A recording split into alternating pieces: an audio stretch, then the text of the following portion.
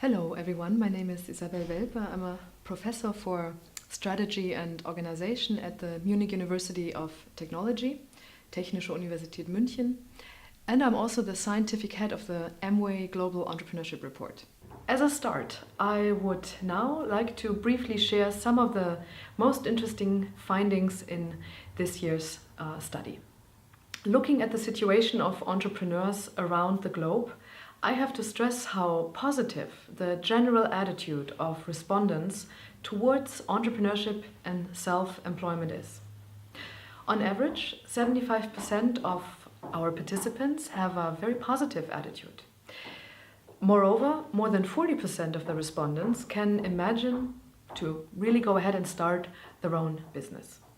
And this situation looks even better when looking at the young respondents under 35 years, which are commonly called Generation Y or the millennials. 80% of those have a positive attitude, and 51% of the millennials can imagine starting their own business. Remarkable numbers, I think. In fact, the results are even more astonishing when looking at the overall satisfaction with entrepreneurship friendliness of societies. Only half of the respondents, only half of our young respondents rate their countries positively, while the other half thinks the countries do not support entrepreneurship in general. This means that our respondents are overall very positive towards self-employment, despite being convinced that their countries are not a particularly good place to start one's own business. An important aspect to strengthen the basic attitudes towards self-employment is entrepreneurship education. With 63%, the majority of our respondents believes that entrepreneurship can be taught and can be learned, and that entrepreneurs are not born but made. With 70%, this number is even increasing for young respondents of the Generation Y. Looking at those numbers, another result of our survey is remarkable. Only 23% of all respondents already participated in entrepreneurship education. This number is almost the same for the younger generation, for the millennials, and as a consequence, there's quite a visible gap between the thoughts and attitudes of self-employment and the real plans and actions of our respondents on becoming entrepreneurs. Which brings us to the question, why is it this way and how can we change it? There is still a lot of work to do with regard to the satisfaction with entrepreneurship education.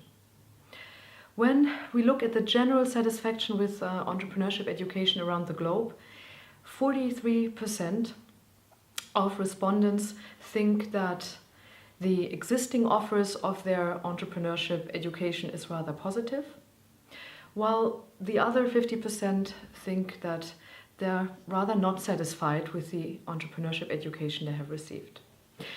In particular, the young respondents are undecided. Here, 46% rate the entrepreneurship education offers as satisfying, but even more, 35% of Generation Y think that the existing offer could be further improved.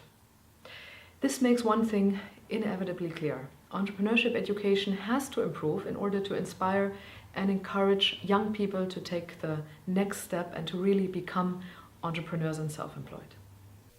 I hope that I could give some insights in this year's results. We gained interesting data on entrepreneurship and entrepreneurship education, which contributes to the further development of our scientific understanding of entrepreneurship and which contributes to the attitudes of people towards becoming self-employed.